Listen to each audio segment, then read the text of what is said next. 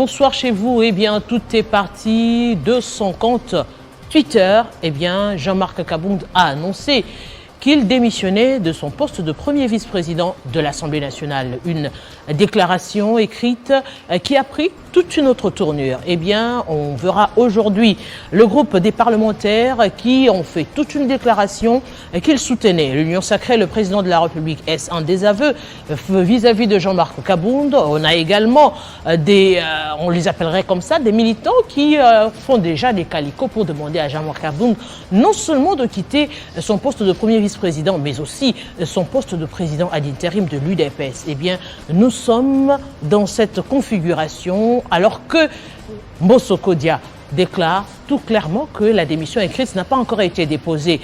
Que se passe-t-il au sein de la famille politique du parti présidentiel UDPS? Eh bien, nous allons analyser cela ce soir. Ce soir avec différents invités, avec différentes approches. Également, nous allons parler de cela avec Eric Chiswaka, analyste politique. On sera également avec un qui est également analyste politique. Nous parlerons aussi de ce même sujet avec Alain Alaing, qui est communicateur du Front commun pour le Congo. Avec lui, nous allons justement aborder quelle marche de manœuvre, d'autant plus que vous savez, nous sommes dans une année préélectorale. Bienvenue dans Kinshasa direct. Et oui, nous émettons depuis Kinshasa, capitale de la République démocratique du Congo.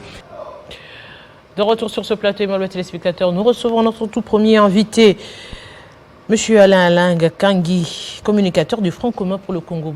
Bonjour et bienvenue. Merci, bonjour madame. Je crois que c'est la première fois. Bonne année, voilà, c'est ce que j'allais dire. À vous et à tout le monde.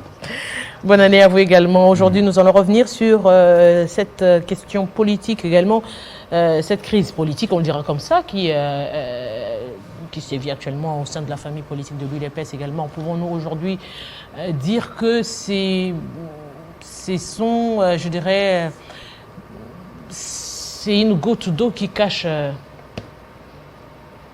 écoutez, madame, qui cache une crise profonde au sein de cette famille politique. C'est en fait une comédie politicienne des prédateurs de l'UDPS qui sont là en train de piller les pays et dont l'objectif de cette comédie est de distraire l'opinion, distraire la population, enfin qu'ils continuent à détourner les fonds, n'est-ce pas, de l'État, à détourner les deniers publics, à dilapider l'argent du contribuable congolais.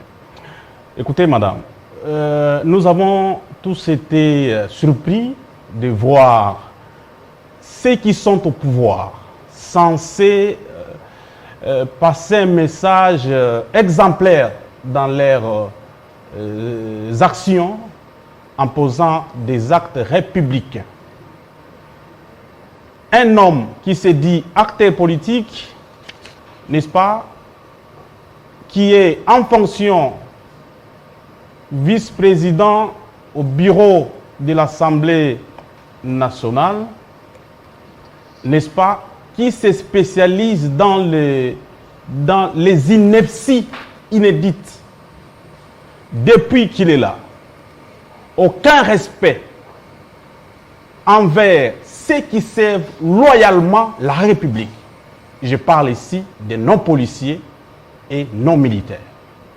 Nous avons vu d'abord, en 2021, lors de la déchéance du bureau Mabunda, comment ces messieurs s'en est pris d'une manière peu républicaine envers un officier militaire, les policiers qui étaient là, général de son état, les grondant comme un petit enfant, en public. Nous avons compris que ce sont des novices en matière de la gestion de la chose publique et c'est normal qu'ils ignorent certaines choses. Ils étaient à l'opposition, ils pensaient que la police était leur ennemi et maintenant qu'ils n'ont pas encore maîtrisé qu'il faut protéger tout le monde parce que l'article 16 de la Constitution dit que tous les Congolais sont égaux, qu'on soit militaire, policier, politicien, les mamans maraîchères, tout le monde et tous les Congolais sont égaux devant la loi. Et tout le monde mérite le respect. En dehors de ça, nous avons vu combien les Congolais se plaignaient, n'est-ce pas, les usagers de la route, qui étaient victimes, n'est-ce pas, de certains forfaits de son chef avec ses gardes.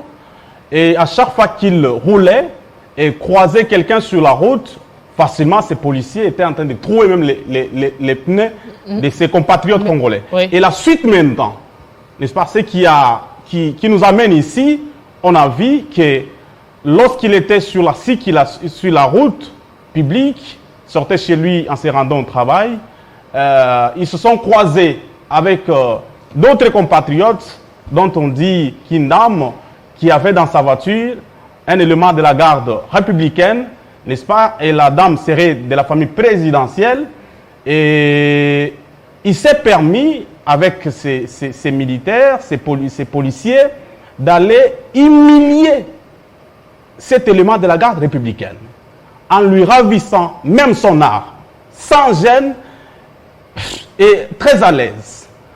Et donc, ça démontre clairement que nous sommes en face des personnes qui sont venues juste pour s'enrichir personnellement et non pour servir la République. Heureusement que l'armée républicaine qui a compris cette histoire-là ne pouvait pas accepter.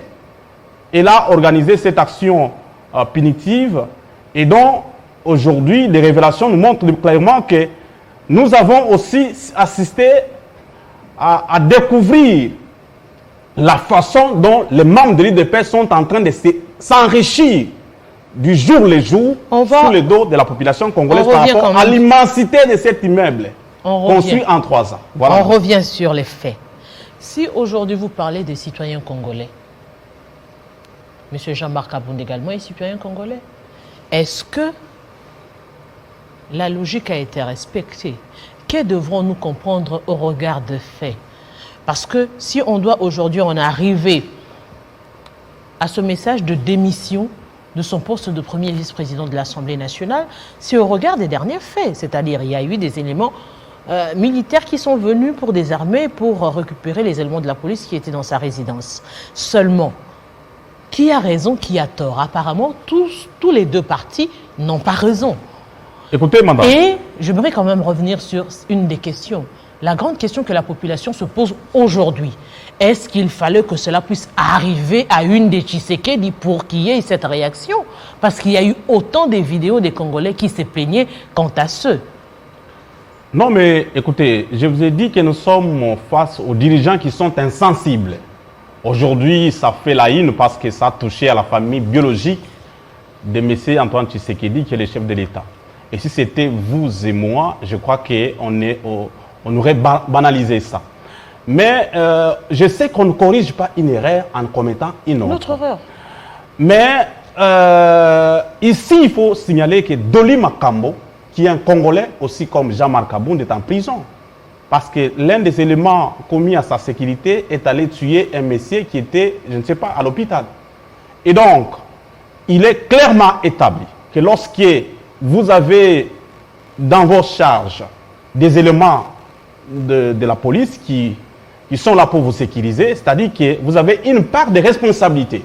Bien qu'en droit, je ne suis pas spécialiste du droit, en matière pénale, l'infraction est individuelle. Ici, il est normal que la justice se saisisse d'office pour que les responsabilités soient établies.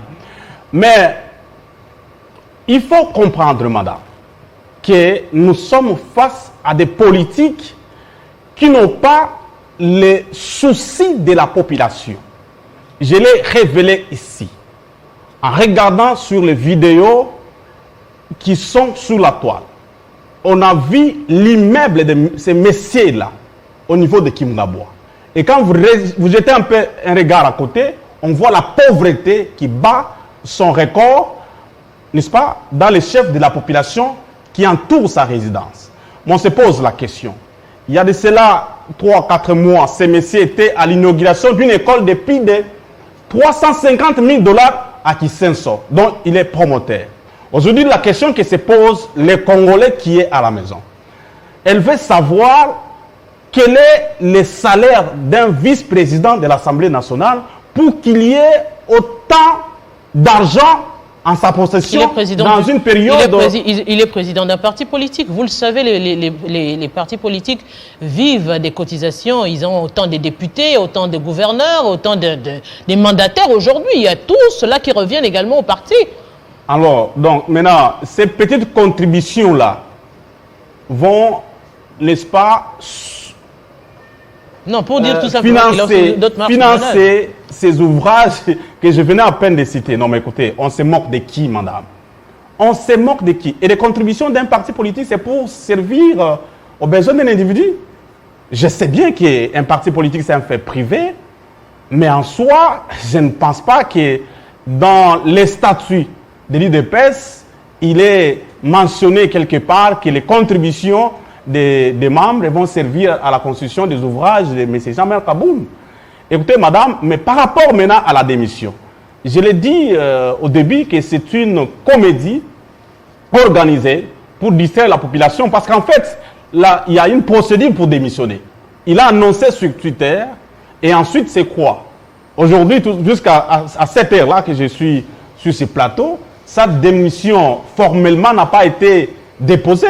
C'est-à-dire que c'est une comédie à la UDPSienne juste pour distraire l'opinion, sachant qu'ils n'ont aucune vision. Quand on parle de l'union sacrée, c'est quoi le projet de société de l'union sacrée? Monsieur Antoine Félix Tshisekedi vient d'une tournée dans la province du Grand Kasaï. Je voulais atterrir, madame. Oui, en quoi? J'aimerais quand même poser cette question. En quoi ça va distraire la population? Parce que c'est au niveau de l'Assemblée nationale, ça n'a rien à voir avec la population. Il se sent indigné par rapport à son poste de premier vice-président et il estime qu'il aimerait déposer cela ou encore au sein de sa famille politique, il se sent lésé parce qu'ils sont d'une même famille politique. Donc si la réaction venait de ce côté-là, il se sent touché dans son fort intérieur et de ce fait, il accepte de démissionner. Il annonce sa démission sur son compte privé. Écoutez, madame, donc ici, vous voulez me dire que ce monsieur est plus congolais que l'élément de la garde républicaine qui a été aussi humilié. Non mais écoutez, il faut qu'on soit modeste. Je l'ai dit tout à l'heure que monsieur Antoine Félix Tshisekedi venait d'une tournée touristique dans les Kasaï. Il a vu comment la population est en train de souffrir. Et la première action posée depuis qu'il est à Kinshasa, c'est débloquer 58 millions de dollars pour s'acheter des véhicules ici. Vous voyez les priorités de l'UDPS? En fait, tout le monde a compris que la philosophie prônée par les pères de l'UDPS, les fondateurs, n'est pas portée par ces groupes d'affairistes. Nous avons en face aujourd'hui un groupe d'affairistes qui sont là. En fait, c'est des gens qui cherchent à s'enrichir personnellement et au détriment de l'intérêt commun. Et ça, nous ne pouvons pas tolérer. Mais et donc, je ne comprends pas. Je ne comprends pas. Il arrive chez lui, il parle, vous dites, oh, il est tribaliste, il parle à ses proches, il est allé dans sa famille, il a parlé de son sang, il a parlé de ceci. Ça a été commenté dans tous les sens. Il revient, il prend un programme général. Vous dites non, ils ne veulent pas se soucier d'eux, c'est des affairistes qui ont besoin. Finalement, qu'est-ce que vous attendiez de sa tournée dans l'espace Grand Kasaï? Écoutez, madame, ce que nous attendons de monsieur le président de la République, c'est de pouvoir prioriser les actions qui visent à l'amélioration des conditions de vie de la population congolaise, dont il fait partie. Et non les actions qui ciblent que sa personne et sa famille biologique. Ces véhicules-là, ce ne sont pas les Congolais dans toutes les provinces qui vont circuler, mais ça va servir à lui et ses amis de la diaspora. En dehors de ceux qui sont en train de gérer le parti d'une manière traditionnelle. Et donc là, il n'y a pas l'intérêt de la population. Il n'y a pas l'intérêt par rapport à la philosophie peuple d'abord prônée par les fondateurs de l'UDPS. Et donc, ce que nous décrions aujourd'hui, en son temps, lorsque Joseph Kabila a construit la route quittant Matadi jusqu'à Chikapa, vous traversez Kwilu et le pont Luangue. Il y a une partie qui est restée de Chikapa vers Mbujimaï. Et vous prenez Kasumbalesa vers Fungume. C'était un projet pour relier au fait, l'ouest à l'est. Et donc, aujourd'hui, avec les 3 ans, ces projets-là ne marchent plus. N'est-ce pas? Vous avez vu que son cortège, il a éprouvé des difficultés en quittant Mbujimaï vers Cabinda. Il a été embourbé pendant 8 heures du temps.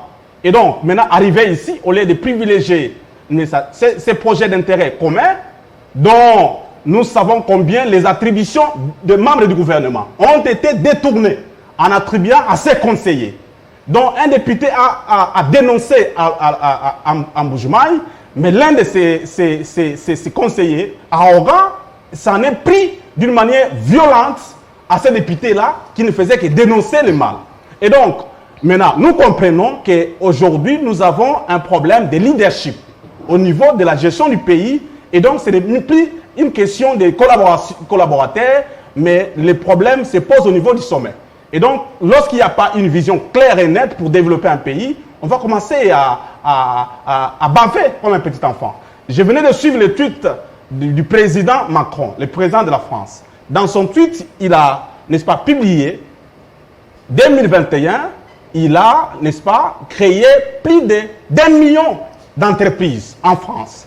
Mais aujourd'hui, M. Félix Tshisekedi a quel bilan? Vous n'avez pas comparé la France à la République démocratique du Congo? Mais écoutez, pourquoi on a postulé? On a postulé juste pour commencer à se victimiser. Pour dire que non, Moke Koufi, des choses comme ça. Un père de la famille, au lieu de venir avec un message qui va encore encourager ses enfants, vous commencez à vous plaindre. Non, j'ai été bloqué parce que l'FCC, j'ai été bloqué parce qu'il était à la tête de l'Union africaine. Et donc, madame, tout ce que nous voyons par rapport à cette fameuse démission de M. Kaboun, c'est une comédie juste pour nous détourner des objectifs. Par rapport aux élections qui se pointent à l'horizon pour 2023. Et donc, on organise quelque chose pour que les Congolais soient un peu distraits. Et nous, en tant qu'avertis de la République, nous alertons l'opinion pour dire, écoutez, laissez cette aventure-là des lits de peste. Nous n'en avons pas besoin.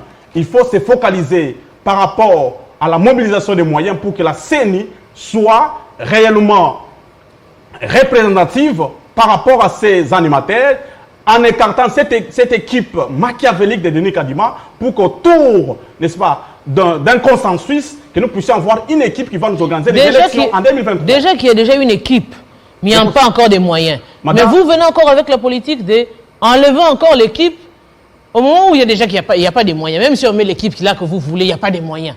Écoutez, madame, dans le monde entier, c'est l'opposition qui crédibilise les processus électoraux. Aujourd'hui, composer une CENI sans Kabila et Martin Fayulu, c'est une comédie. Mais il y a des gens de Tout Kabila le monde et de Martin Fayulu qui sont dedans. Kabila n'a désigné aucune personne. Des personnes débauchées comme ils ont fait avec la formation de la majorité parlementaire à l'Assemblée nationale n'engagent à rien Joseph Kabila. Joseph Kabila, avec sa famille politique, les FCC et les PPRD, s'organise d'une manière républicaine pour, n'est-ce pas, récupérer le pouvoir en 2023.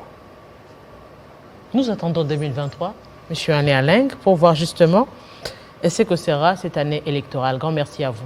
C'est moi qui vous remercie. Je rappelle aux téléspectateurs que vous êtes communicateur du Front commun pour le Congo. Nous allons cette fois-ci repartir avec notre deuxième invité dans la même thématique. Mais que représente justement cette démission de Jean-Marc Kabound au sein de l'Assemblée nationale? Et c'est tout de suite.